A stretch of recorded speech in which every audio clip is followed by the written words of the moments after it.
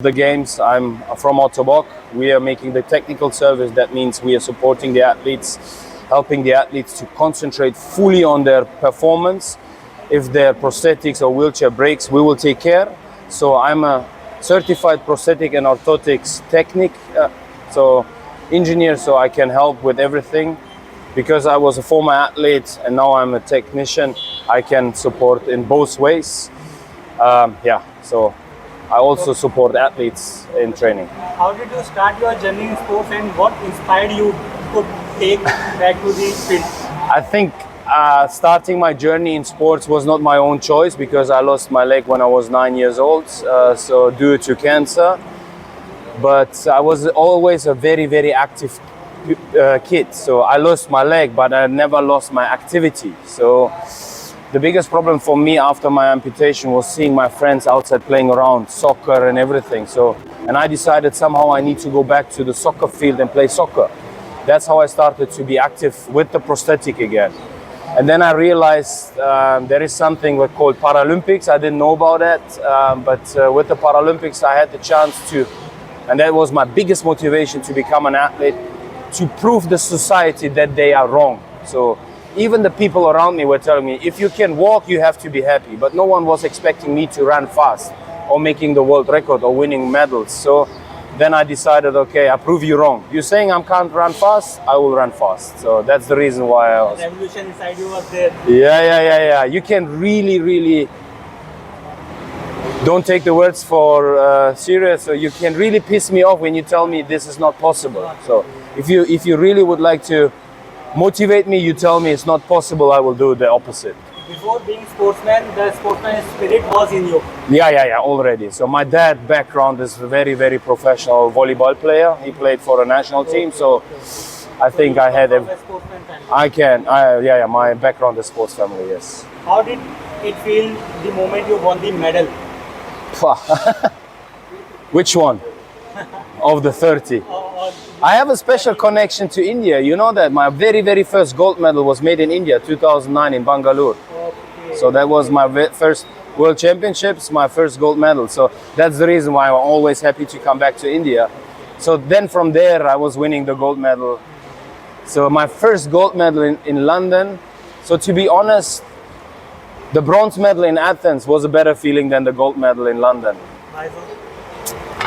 I don't know. I prepared the gold medal. Everyone expected it. The first medal, no one expected it. Everyone was shocked, like, whoa, everyone was happy. And this one, everyone was like, the pressure was high.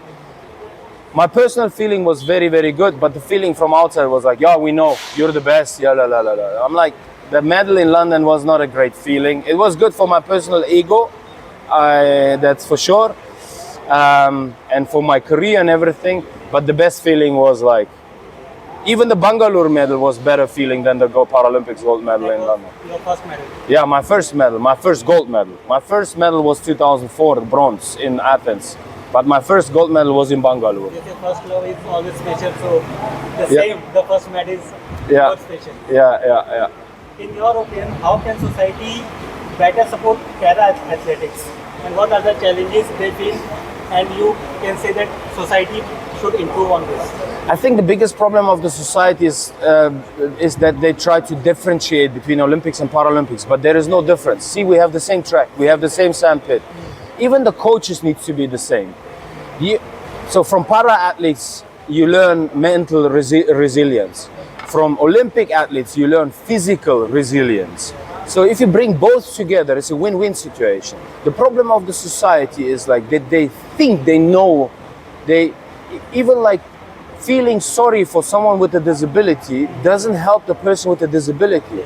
So my biggest problem was like the people feeling sorry for me. So, but losing limbs like legs and arms, it's not a disability. Disability starts from here. I know people have 2 legs and 2 arms. They're more disabled than I am, 100%. And when I go to the kindergarten with my 2 little girls, we had like a parents' race, or father's race. What do you think who won the race? Me. Far ahead everyone's father. They had 2 legs and 2 arms. They were completely healthy. But one was like with this belly, another one was like really lazy. So disability has nothing to do with losing limbs. And that's the problem of the society. society always try to differentiate. They're like, oh, you have one leg. Oh, I'm sorry. No, we don't wanna. We don't need sympathy. We need empathy. That's it. Nothing more. So if the society understands that there is no difference, we can learn from each other. Then this will be a win-win situation. Do you think apart from this empathy, there is a need of motivation from the society to such people so that they can think of doing something else what generally they don't do? What do you mean with society motivation? Society, like sometimes we see people who have lost their body parts like arms. Yeah. Society thinks that they cannot do something. Yeah. But we feel that they should motivate them. Support them. Yeah, 100%. So everyone who has 2 arms and 2 legs can't decide for someone who has only 1 leg what he can do and what he can't do.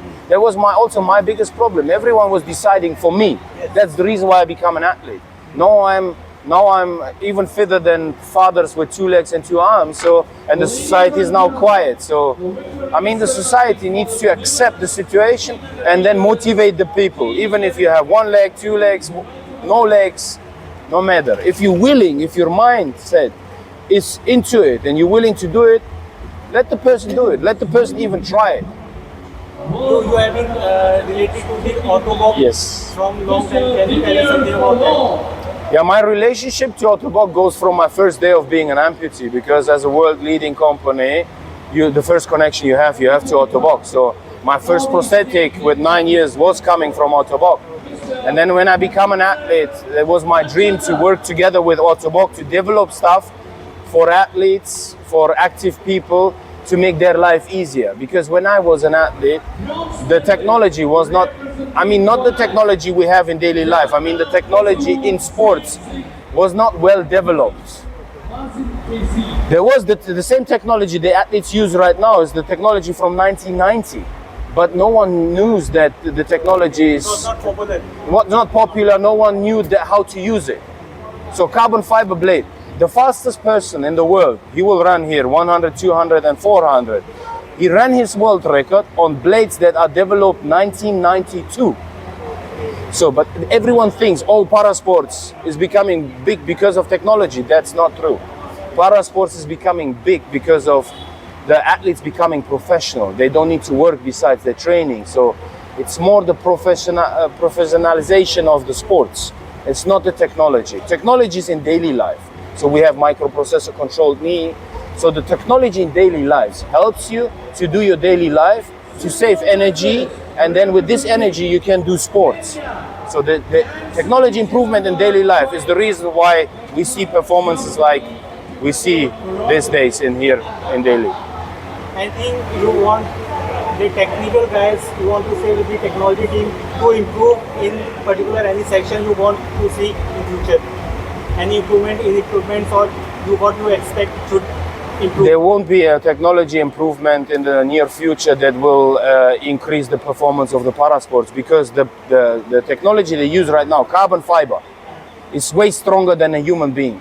So a human being has to develop, not the technology. So there's no need of technology development in parasports. Outside of sports, what are your hobbies and passion? What do you do to motivate yourself or while you are relaxing? So coming from athletics background, I'm not that guy who loves athletics, to be honest. I'm coming more from team. So if you tell me to play cricket for 6 hours, I will play cricket for 6 hours. So soccer, doing stuff in a team, that's my hobby. And my biggest hobby is my own family, so my little kids, playing around with. Like do you get enough time to spend with them? The time I have, I spend 100% with my kids. Thank you. Thank you. So it's your first time in Delhi? No, second time this year already. I was here in March doing the running clinic. So do you feel the atmosphere or the weather is really challenging for athletes? Right now is way better than in March. Yeah, this will be a big challenge for the athletes. Not the heat, the humanity. So the connection to the prosthetic is the main part. So as soon as you struggle, so you saw yesterday evening the high jump. The US guy with the prosthetic came second, the world record holder, Ezra Freck. So he came second because he had no control of his prosthetic that was coming off. Due to humid conditions. So due to this humid conditions, not the heat, it's like I burnt my stump as well. So I have burning marks inside because of the humidity, sweating and everything. So it's a very, very challenging condition. Air pollution wise, the quality right now is very good. So we see it. We know that in December will be very, very horrible. So no. It's like we really enjoy it. So, and also, like I got a text message from an athlete in the morning. They're like, "Oh, nice food." So everyone was scared about the spices. You know, like everyone. We know, coming from Europe, we know that we don't have this. The Indian restaurants are not Indian restaurants we have in Europe. You know that. It's like Pakistani or Bangladeshi restaurants. So it's a different taste, but everyone who thinks he knows Indian food from Europe is lost here in India. So, but everyone who was a bit scared from the athletes said, look, no, food is perfect, accommodation is perfect, weather is perfect, humanity is a struggle, but you can't change this. Everyone is very, very happy about the games. I can say that. You know, like you guys did a really, really good job in finding a good accommodation, giving the athletes good food, good transport. Transport is on point. Even like everyone was scared about the traffic, but it's managed pretty well from the transport system for the athletes. It's not a big delay. It's even like one of the best transport systems we saw in the past of the World Championship. So in terms of, we had way more traffic in the last World Championships. So it's very, very good. You did a great job. You can be proud of India. You can be proud of Delhi. The athletes are proud. It is coming from you and you are mentioning it. Yeah. One more question, sir. Do you think the popularity Paralympics is gaining right now is enough, or you want it to No, it's be enough. more popular? It's growing. It's growing naturally. So that's what I like. I don't like if someone comes in, put a lot of money inside, then it becomes business. So you know, like this interaction we have right now, it's a very, very human touched interaction. I will say everything I would like to say. So I don't have 10 managers standing around me by saying, you're not allowed to say this, you're not. No, it's more like, it's really between humans, the Paralympics. If you would like to do an interview during the Olympics, there will be managers by telling you, you're allowed to say this, you're allowed to ask this. Me, you can ask everything. Athletes, you can ask everything. That's what I really like about. It's more related to society, more related to human, the Paralympic movement. Olympics are more business. So it's more manager, more money. So I don't like this. I would like to keep it like this and grow naturally. Don't make business out of Paralympics. But everything which is popular is a part of business right now in current world situation. In future, if Paralympics got more attention, get more. Still, we need to try to keep it as low as possible with the business perspective. Yeah. So we need to give the athletes the possibility to become professional, 100% sure, but we don't need to make it like too crazy, where everyone where you become a product. So still, the games, the performance, that needs to be products, not the athletes.